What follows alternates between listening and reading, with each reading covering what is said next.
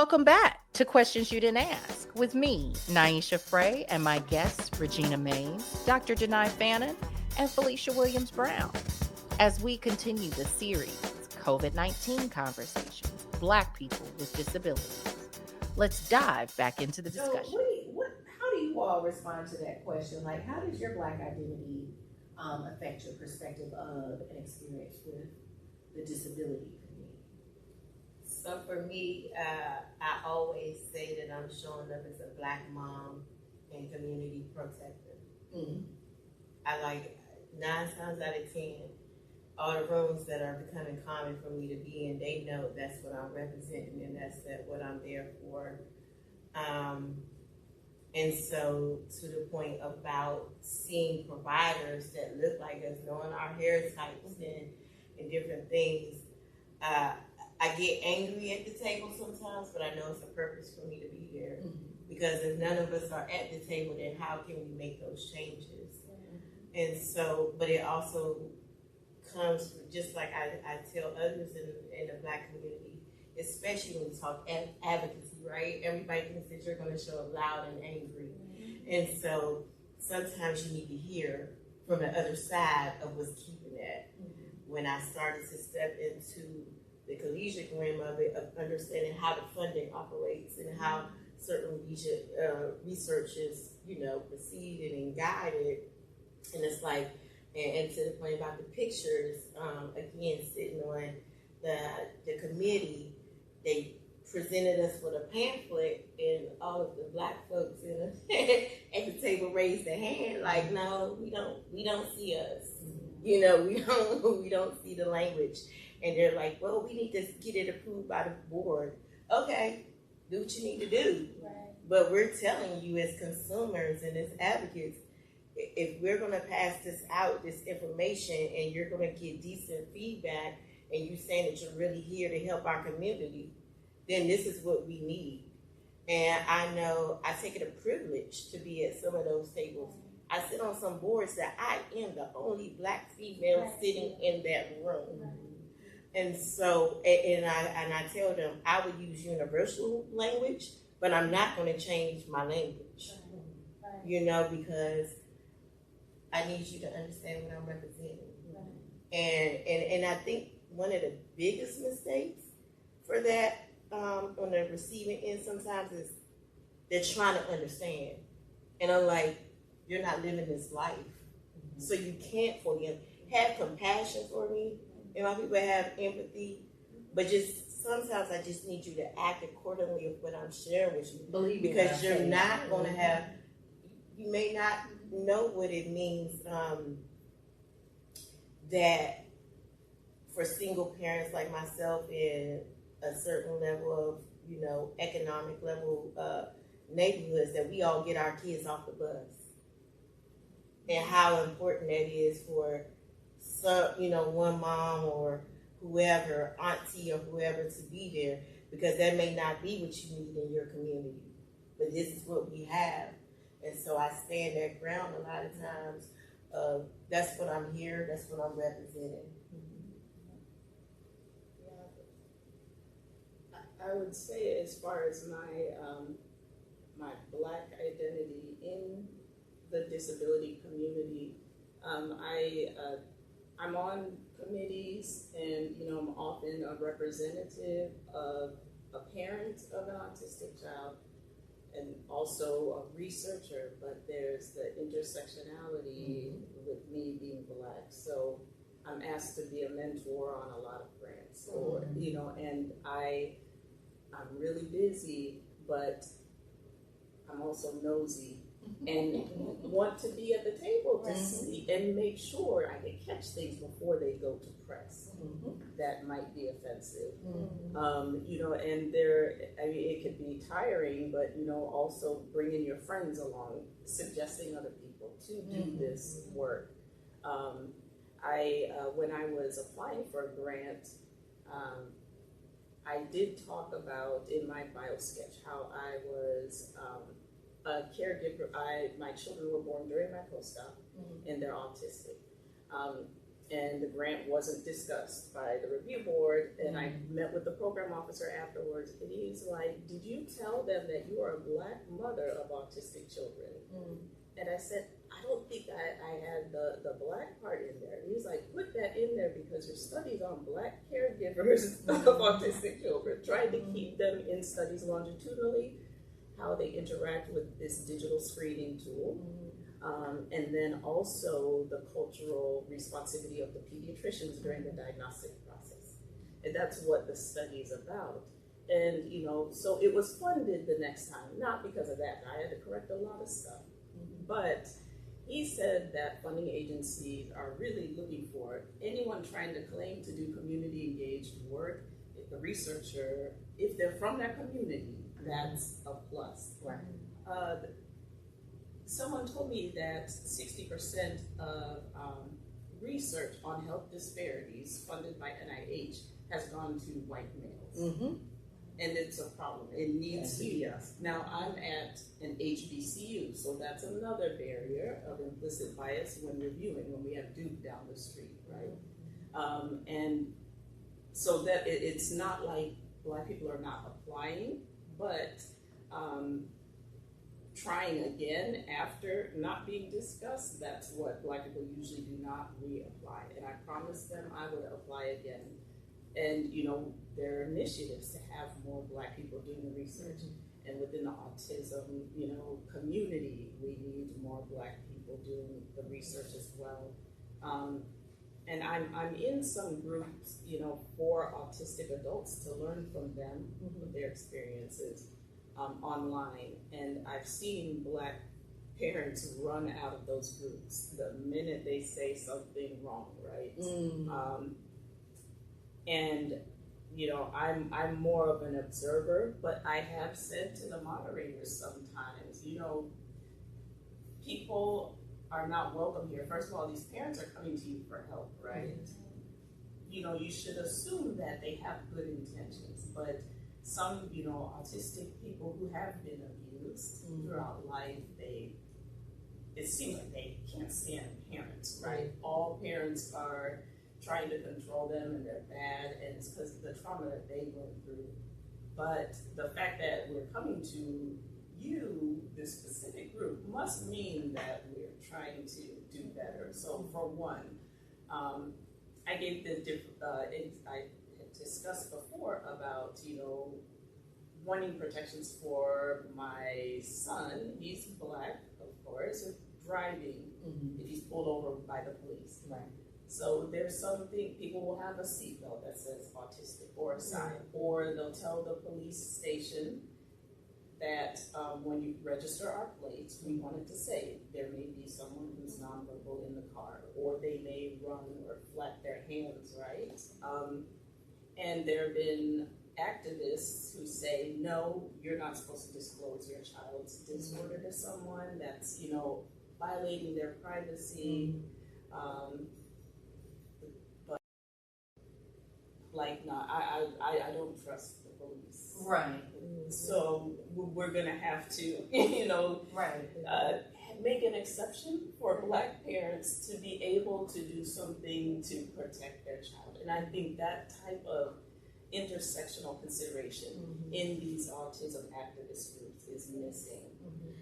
And I would like to add to that, because I have a lot of concern, because autism is a spectrum, right? So that means the experience is also a spectrum. And in these advocacy groups, these self-advocate groups, a lot of times are people who are level 1, who are able to speak about their experience. But autism has 3 levels, and some of them are not verbal, but their experience is real too, and it should be considered. So the one should not exclude the other. And that's what's happening. I see that happening a lot. And then you get those nuances like what you're talking about, because a parent who has a child that's level 3 needs that disclosure. That might not be what a person who can speak and say something need. They may not need that, but another family does. And they shouldn't be shunned for needing that. And so there's a lot of internal injury that's happening within these groups too, especially to your point by the caregivers who are there trying. And they ran out. And the intellectual disability too. So I'm saying the activist giving this speech, you're speaking or typing, like they don't even have to be verbal or speaking, don't have an intellectual disability. And they say 90% of autistic people say identity first, autistic, right? I was like, but did you ask Exactly. the ones with intellectual disability who Thank you. can't? It's like you cannot say that you represent everybody like that, right? They did not take the survey. So, and I know how surveys work in statistics, and they can have a sample, but still it's not including those who can't, verbalize that way. Or verbalized too. Yeah. So is the survey even accessible to those people that are not able to agree? It's not a true representation. And so I tell my students, I'm like, just go with what the parents say. If the parent says my child has autism, that's what we're gonna say with their family, right? Just because I say autistic, and the reason why I say autistic is because the autistic person told me it's offensive. And so, of course, I don't want to offend people. It's like, okay, well, I'm fine with that, right? I'm not ashamed of autism. But I'm not going to force the other parents, on our caseload and correct them, if they say my child has autism. That is a thing where I'm supporting families online. That's a huge thing. Yes. And it's this back and forth. And then it gets to the point where you're like, okay, we're talking apples and oranges. Like at the end of the day, we want to be respectful. I may say, call me black. And that might be what I want. But you might be offended by being called black. You want to be identified as African American. Does that make you wrong? Does that make me wrong? We're just giving our personal preferences. But again, what's being missed is there's only one voice that's dictating for everyone, and that is not what should be happening. Well, I would say, if I can just chime in a little bit, having an intellectual development disabled son, since we were initially talking about COVID, he was still working and using public transportation. And so we had advocates out there like, oh, he's independent, he's high functioning. And I'm like, but you don't see me as a caregiver going to each bus operator to say, hey, if this or this started to happen, my son might be allowed to have an episode. And it became very important to me. Gratefully, he didn't have to travel many buses or anything during that time. But it was in the wake of George Floyd. And I'm like, I'm a mama with 3 black boys. So that added piece, I did. I walked the streets and I hit every possible even store that my son could possibly go into and say, hey, this is my son. He has no physical, markers up for him or anything, but this is what goes on with him. And he's high risk to flee in certain situations. So it can be endangerment of him running out in the middle of Austin Avenue in Durham that has 2,000 cars going up and down, but you're not going to know that, right? They will tell you you're wrong first. Right. I have been told that I was wrong on many levels. Right. I went to truancy court while he was, in elementary school, and to that piece of just, it's an individual thing. And so what I say a lot of times is, what does IEP stand for? Individual. And that individual piece don't go away because they become a young adult and later become an adult. So we've been really delving into disabilities. What are they? How do they show up, and how do they intersect with our identity as being Black women, right?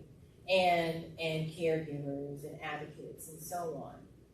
So now I want to dig a little bit deeper into COVID-19 and the pandemic, which is by asking a question: what was it like for you and others, and you've already started to answer this question, in the disability community when we first started hearing about COVID-19?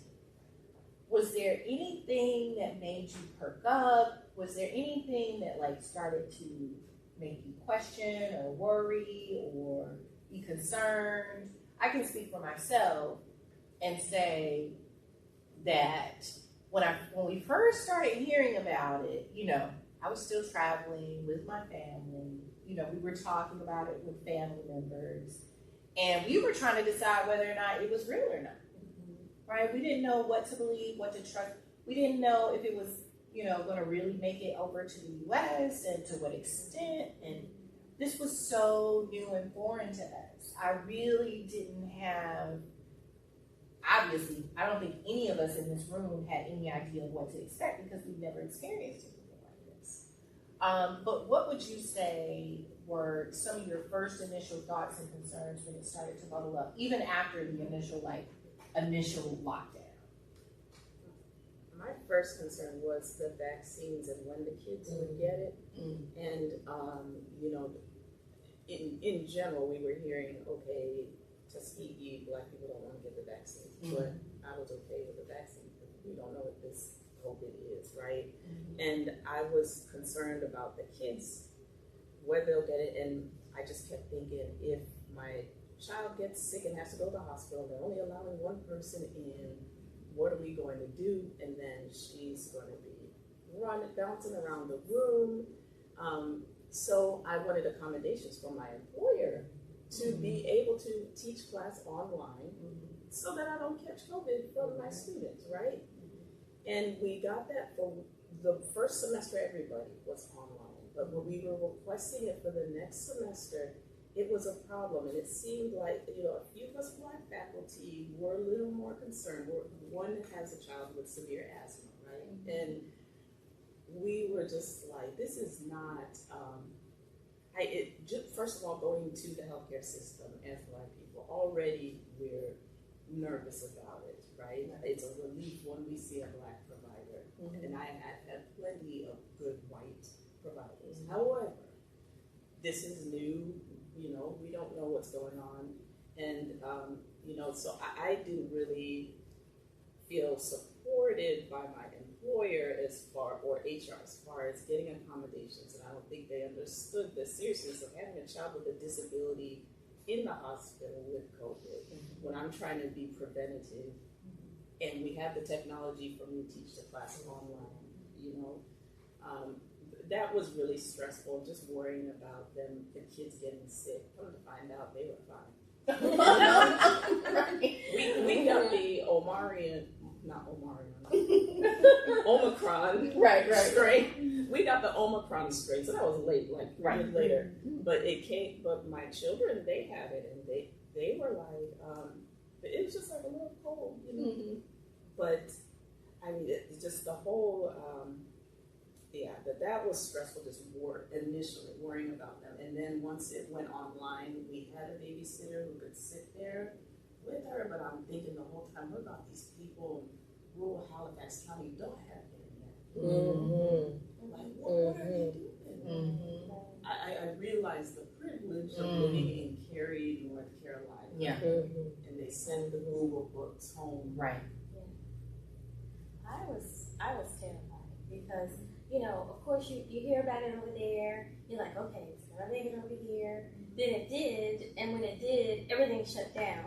And then you started hearing all these horrible stories of people getting sick and dying and not even being able to connect with their loved ones. So for me, I was like, oh my gosh, you know, if he were to get sick, if my son were to get sick, you know, the hospital, the staff, they're not, they don't know how to deal with a person with sensory sensitivities or who might need the caregiver there, but we don't even know if we can go. And I was terrified of that. When they finally started talking about vaccines, you know, I was concerned about, okay, how is it going to impact him? If he, you know, if it hurts, he won't be able to tell me. You know, so I'm going to have to gauge how this is impacting him. So for me, it was a lot of the unknowns, and then that fear of not having any control. Like if he did get really, really ill and had to be separated from me, how horrendous that experience would be. And so I was so diligent. You know, our family did not get COVID until like just recently. So like none of my kids has not had it yet, but I have gotten it, and my husband had gotten a mild case of it. But again, that's just recent stuff, like not after vaccines and after we've built up some, resistance, to it. But it was very scary. And then when they started to send our kids back to school with masks, again, a mask on the face of a person with sensitivities, and you would see people had them on, but they didn't have them on correctly, and all day.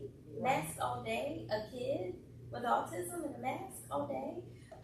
So again, you just worry. And even when they stopped with the mask, people stopped disclosing. So then you got COVID going around, and your kid, touches everything. You're just like, so it's this constant vulnerability that you feel for your child, for yourself, for your, that you always worry about. So that was our experience. We did the online schooling. That also was like, what are we doing? Like, we're all me, my kids. I'm working from home too. My husband too. We're all like online trying to do this thing, and the kids are just zoned out because they're like, what are we doing?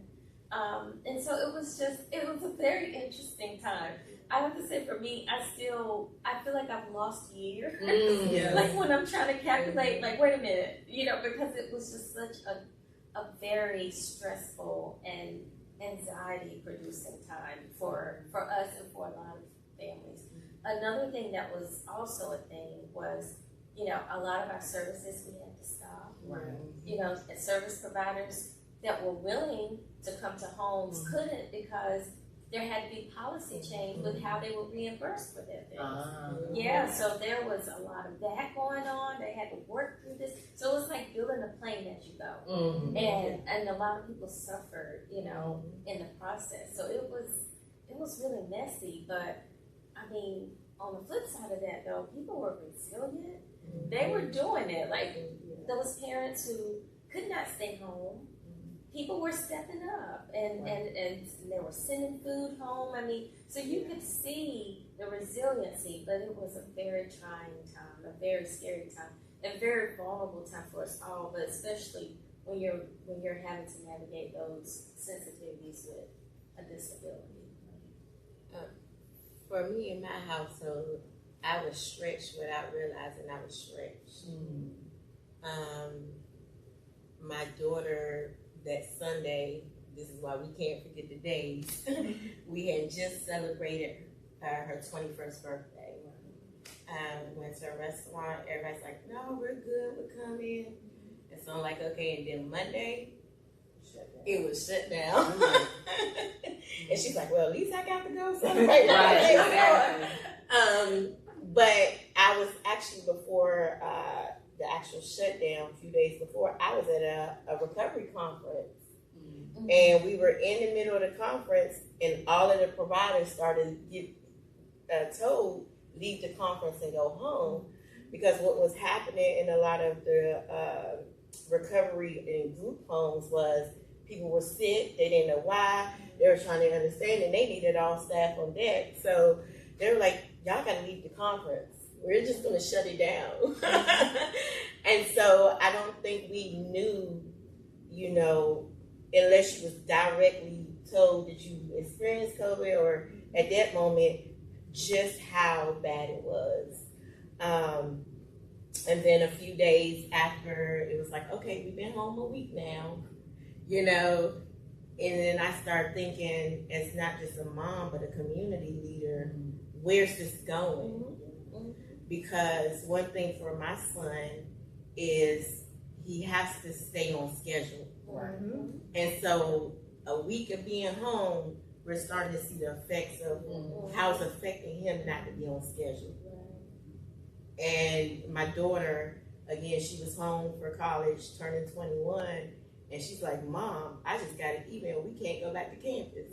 Mm. So it's like, now I got to work with the campus about moving all your stuff out, because that's what we're told. I got to get to Charlotte and move your stuff out, and it's got to be on schedule because it's got certain time blocks for different floors. And I got to figure out what to do with your brother, who's kind of haywire in the house. He's not going to handle, even though it's a 2-hour ride, he's not going to handle that ride well. And so, and there was no respite. You know, respite is my friend. But then again, as a community leader, I had parents calling and saying, we don't understand this technology. We can't get in touch with our school. We can't get our tablets. We can't get, our kids are asking these questions. So I was literally working at home and working in the community. And over half of that work I was not getting paid for. Mm-hmm. It was just the need. Mm-hmm. It was the need of, our whole family's been diagnosed and I got to drop some groceries off at your door. Mm-hmm. And I had to lean on other communities members to give me gift cards from their organizations and all this other kind of stuff and shop for that family and make sure my household. But I'm a type of person that sometimes I don't know when it's becoming overwhelming for me because I'm so much in the go and take care of it. And once I finish taking care of it, then I sit down and I breathe and I'm like, ooh, that made me tired. Or your But body it starts really- speaking to you in right. a different way. It was That's like, not nice. it was just like, you know, figure out the solution. You don't have time. You go ahead, make a plan. Okay, she's getting her stuff from Charlotte off of campus. Okay, you got your son settled. And I was like, look, you can't go to work and do this, but this is what I got you to do. So we had to do that for about a week or two. And now that's your new routine. But just going through all the emotions. And then we went back from not having hardly any of the kids at home. Everybody's off campus. Everybody's home. Right. Yeah. House And it's Yeah. like, just go to your rooms and breathe. Because y'all need to be away from each other. And I need y'all to be away from me. Right. So yeah, that was the beginning within the first month Yeah. of all the ups and downs we went through. Yeah. And then nobody coming for my son to even give me that woosah and to help him process it. Right.